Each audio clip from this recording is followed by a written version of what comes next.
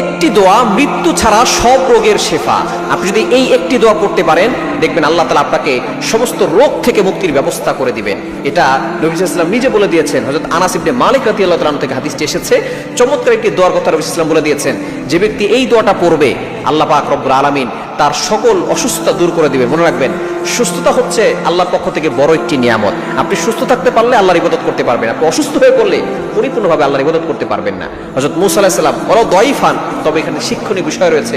মূসা আলাইহিস সালাম আল্লাহর কাছে একবার বলেছেন যে আল্লাহ, আমি যদি আল্লাহ হই, আপনি যদি মূসা হন, তাহলে আপনি আমার কাছে কি চাইবেন? আল্লাহ বলছেন যে মূসা, তুমি কখনো আল্লাহ হবে না আর আমি কখনো মূসা হব না।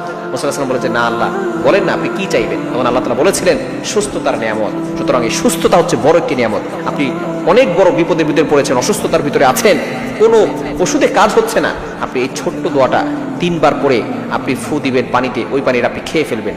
দোয়াটা কি? দোয়াটা হচ্ছে আল্লাহুম্মা রাব্বান নাস আযহিবিল বাসা ওয়াশফি আনতা শাফি লা শিফাআন ইল্লা শিফাউকা শিফাআন লা ইউগাদিরু সাকামা।